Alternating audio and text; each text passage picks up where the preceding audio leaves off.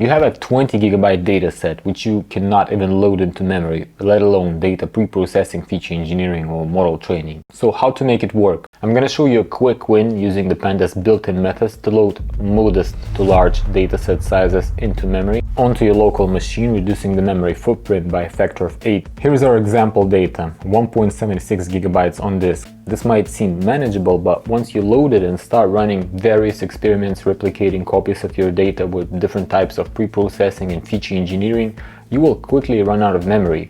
And if your machine doesn't support swap from the SSD, which by default is much slower than having enough RAM, then your program fails. Or this data could have been 17 gigabytes, which you would not be able to even load onto your 16 gigabyte RAM machine in the first place. The solution is simple: data types. By default, Python will load all the numeric data by allocating the maximum possible memory slots for each column. So even though, for example, your binary column is represented by zeros and ones, Python will allocate integer 64 for this particular column, which allows to have maximum and minimum values in this column to be +9 quintillion and -9 quintillion. But you only have zeros and ones. Let me load the data to illustrate the point. As you can see, we've got 13 columns and all of them are represented either by integer 64 or float 64. But if you look closely at the values inside these columns, this looks like their values are nowhere close to the maximum and minimum values allocated by each data type. And what are these limits? Well, first of all, you can Google them, but here I've got them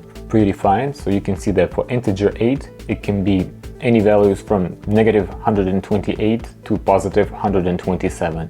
Then we have integer 16, 32 and 64. And this label column for which Python allocated integer 64 could have had values of this range. But instead it has only 6 unique integers from 0 to 5. For this particular column, we could have had integer 8 data type, which would occupy 8 times less footprint than the current integer 64. So if you know the maximum and minimum values within each column, you can assign the appropriate data types to the Pandas read.csv function as an argument and load them into memory with no problem. There are 2 ways to go about it. If you have managed to load the data and were able to check the minimum and maximum values for each column manually, then you can just reload it with appropriate data types like so. You just make a dictionary with the column name and its appropriate data type, and then data equals Pandas read.csv, the data path, and the dtypes argument with this dictionary.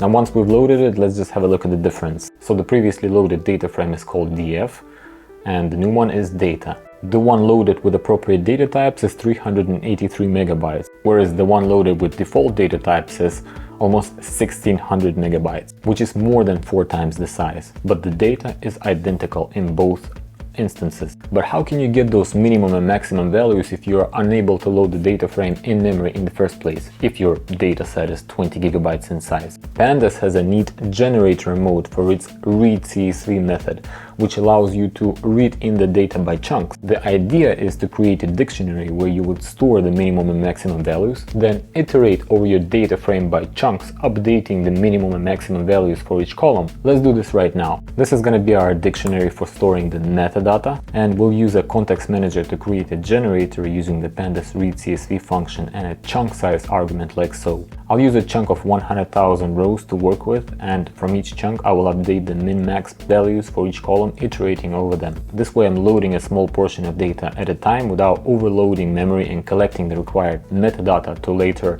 read the whole data set with correct data types and a much smaller memory footprint. Now let's run this and check out the result. It may take some time, but we're already done.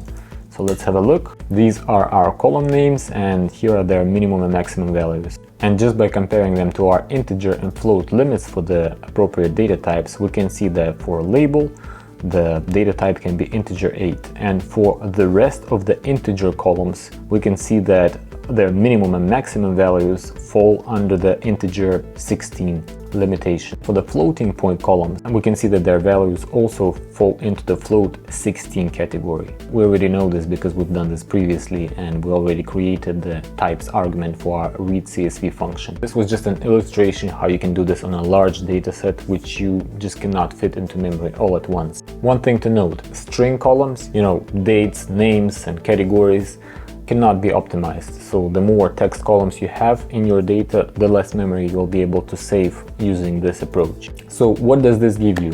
Potentially you can load an 80 GB dataset onto your local machine and work with it, assuming that the data types can be reduced to the integer 8 type format, because 80 GB in integer 64 format will reduce to 10 GB in integer 8 format.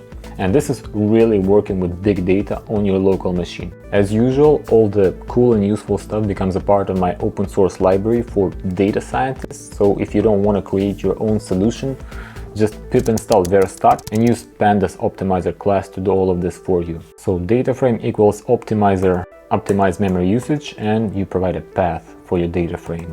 It's gonna read the data by chunks, infer the data types, and load the optimized data frame for you. And it's gonna even show you the statistics of how much memory you have saved using this method. I hope you find it useful, and I see you on the next one.